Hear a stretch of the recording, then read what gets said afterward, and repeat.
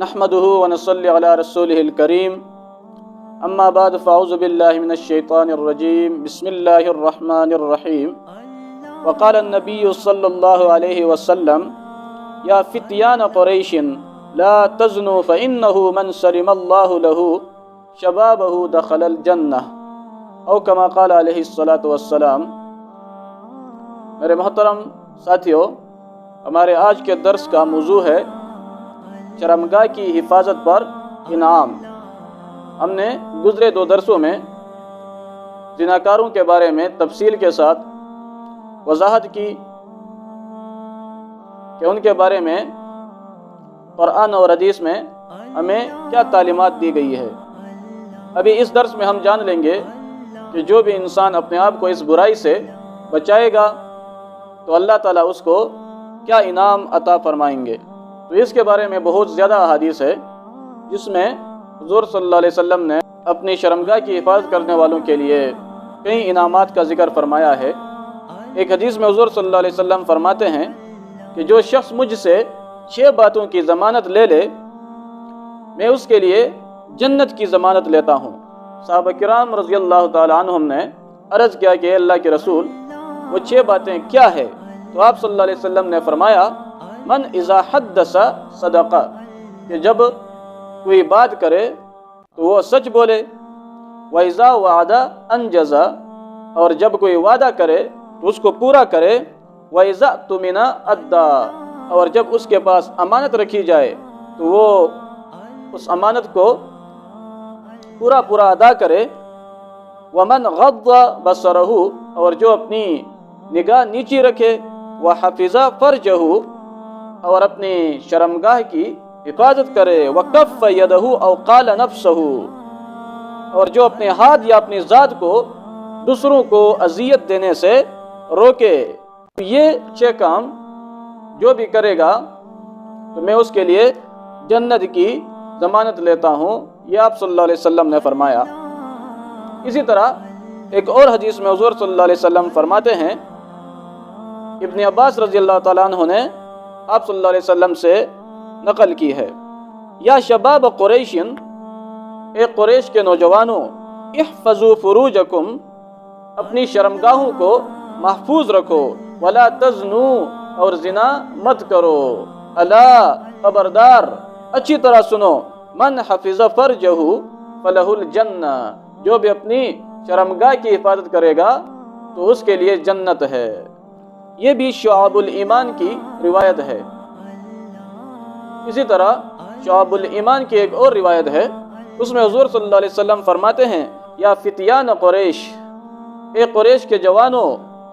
لا تزنوا، زنا مت کرو، فإنہ من سلم اللہ لہ شبابہ، کیونکہ اللہ تعالیٰ جس کی جوانی کو محفوظ کر دے بدکاری سے، دخل الجنہ، تو وہ جنت میں داخل ہو گیا۔ شعب الایمان کی ایک اور روایت ہے،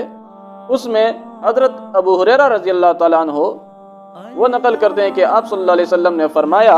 کہ من حفظ ما بین لحییہ وما بین رجلیہ، کہ جو شخص اس چیز کی حفاظت کرے جو اس کے 2 جبڑوں کے درمیان ہے یعنی زبان کی، اور جو اس کے 2 پاؤں کے درمیان ہے یعنی شرمگاہ کی، دخل الجنہ، تو وہ جنت میں داخل ہو گیا۔ اسی طرح صحیح بخاری کی ایک حدیث ہے، اس میں حضور صلی اللہ علیہ وسلم مذکورہ ان 2 چیزوں کی حفاظت کے بارے میں فرماتے ہیں کہ جو بھی ان 2 چیزوں کی حفاظت کرے گا تو میں اس کے لیے جنت کی ضمانت لیتا ہوں۔ تو یہ بدکاری، یہ جتنا بڑا گناہ ہے، اسی طرح اس سے اپنے آپ کو بچانا بھی بہت زیادہ مشکل ہے، اور خصوصاً آج کل کے زمانے میں کہ ہر طرف بے حیائی پھیلی ہوئی ہے، چاہے سوشل میڈیا پر ہو یا خارج میں، جہاں بھی انسان کی نگاہ جاتی ہے تو ہر طرف بے حیائی ہی بے حیائی ہے، اور جب انسان بے حیائی کو دیکھتا ہے تو اس کے دیکھنے سے ہی اس کے دل میں پھر بری خواہشات بھی پیدا ہوتی ہے۔ تو اس زمانے میں اپنے آپ کو اس بدکاری سے بچانا بہت زیادہ مشکل کام ہے، لیکن جتنا یہ مشکل کام ہے اتنا ہی اس پر اللہ تعالیٰ اجر بھی زیادہ فرماتا ہے۔ اور پھر ہمیشہ والی اس زندگی میں اللہ تعالیٰ اس کو بہت بڑا انعام عطا فرماتا ہے۔ صحیح مسلم کی ایک روایت ہے جس میں حضور صلی اللہ علیہ وسلم 7 خوش نصیبوں کے بارے میں بیان کرتے ہیں جو کہ قیامت کے دن اللہ تعالیٰ کے عرش کے سائے تلے ہوں گے۔ ان خوش نصیبوں میں ایک وہ شخص بھی ہوگا، رجل دعته امرأة ذات منصب و جمال، کہ وہ شخص جسے ایک عزت دار خوبصورت عورت بدکاری کے لیے بلائے اور وہ کہے فقال انی اخاف اللہ، وہ کہے کہ میں تو اللہ تعالیٰ سے ڈرتا ہوں، تو یہ شخص بھی کیا ہوگا؟ یہ بھی قیامت کے دن اللہ تعالیٰ کے عرش کے سائے تلے ہوگا۔ مطلب یہ کہ اس کو بھی یہ عزت و شرف کا یہ مرتبہ اپنی شرمگاہ کی حفاظت کی وجہ سے ملا۔ یہاں ایک حدیث ہے جس کو اچھی طرح سمجھنے سے انسان کو زنا سے بچنے کا ایک عمدہ بہترین طریقہ ملتا ہے۔ وہ حدیث کیا ہے؟ وہ حدیث یہ کہ حضرت ابو امامہ رضی اللہ تعالیٰ عنہ وہ فرماتے ہیں کہ کئی صحابہ کرام حضور صلی اللہ علیہ وسلم کی مجلس میں بیٹھے ہوئے تھے کہ ایک نوجوان آیا اور اس نے کہا کہ اے اللہ کے رسول، آپ مجھے زنا کی اجازت دے سکتے ہو؟ تو تمام جو صحابہ کرام وہاں بیٹھے ہوئے تھے وہ حیران ہو گئے اور انہوں نے شور مچانا شروع کیا اور کہا کہ یہ پاگل ہو گیا ہے، اس کو نکالو۔ تو حضور صلی اللہ علیہ وسلم نے فرمایا کہ اس کو مت نکالو، اس کو رہنے دو اور میرے قریب کر دو۔ تو جب اس نوجوان کو صحابہ کرام نے آپ صلی اللہ علیہ وسلم کے قریب کر دیا تو آپ صلی اللہ علیہ وسلم نے اس سے فرمایا کہ دیکھو بیٹے، ہر کسی کی ماں ہوتی ہے، بہن ہوتی ہے، بیٹی ہوتی ہے، تمہاری بھی ہوں گی، تو اگر کوئی تمہاری ماں کی طرف بد نظری سے دیکھے تو تم یہ کام اچھا سمجھتے ہو؟ اس نے کہا کہ اللہ کے رسول میں آپ پر قربان ہو جاؤں، نہیں۔ پھر آپ صلی اللہ علیہ وسلم نے پوچھا کہ اگر کوئی تمہاری بیٹی کے ساتھ ایسا کرے تو تم کو اچھا لگے گا؟ تو اس نے کہا کہ اے اللہ کے رسول میں آپ پر قربان ہو جاؤں، نہیں۔ پھر حضور صلی اللہ علیہ وسلم نے پوچھا کہ اگر کوئی تمہاری بہن کے ساتھ ایسی حرکت کرے گا تو تمہیں اچھا لگے گا؟ تو اس نے کہا نہیں۔ پھر اس طرح حضور صلی اللہ علیہ وسلم نے بترتیب خاندان کی عورتوں کے بارے میں